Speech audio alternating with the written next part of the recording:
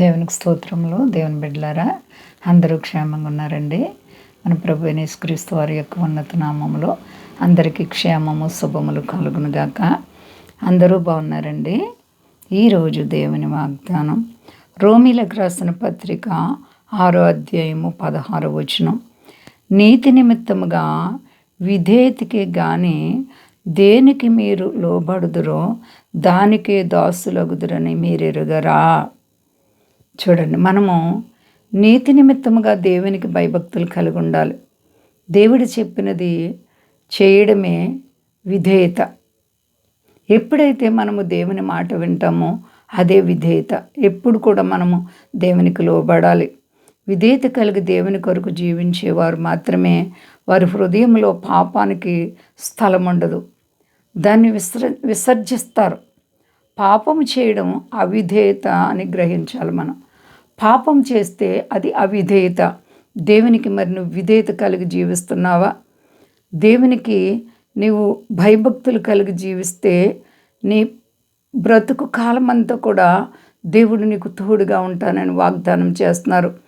నీ ఒకవేళ దేవాతి దేవునికి భయము, భక్తి, విశ్వాసము లేక నీవు తొట్టిల్లిపోతే దేవుడు నిన్ను మెచ్చుకోరు. దేవుడు మెచ్చుకునే పని ఏంటంటే నీవు ఆయన చెప్పినట్లు నడవడమే.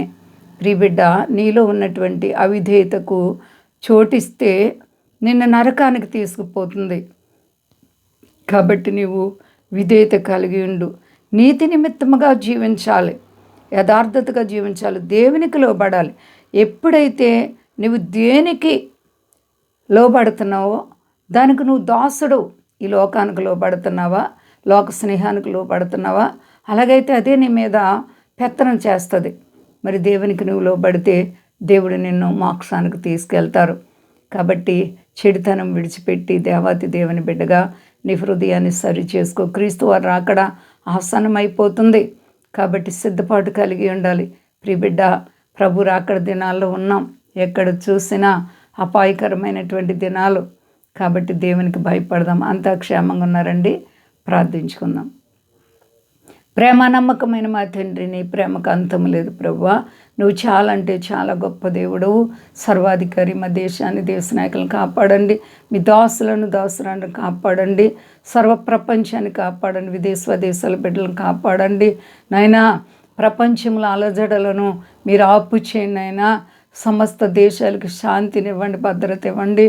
అయ్యా, రుణాలు, సమస్యలు, ఆర్థిక పరిస్థితులు ఉన్న ప్రతి బిడ్డలకు విడుదల ఇవ్వండి ప్రభువా. నీపై ఆధారపడి నడుచుకుంటూ ప్రతి బిడ్డకి నేర్పించండి, విధేయత నేర్పించి, లోబడి నీకు భయపడే జీవితాలు ప్రతి ఒక్కరికి దయచేసి మహింపు శక్తి కలిసేనమ్మని అడుగుతున్నాను తండ్రి. ఆమేన్. అందరికీ వందనాలండి. మా కొరకు పరిచయ కొరకు అందరూ ప్రార్థించండి. ప్రభువారు మిమ్మల్ని, మీ బిడ్డలు, మీ కుటుంబాలను దీవించునుగాక. ఆమేన్.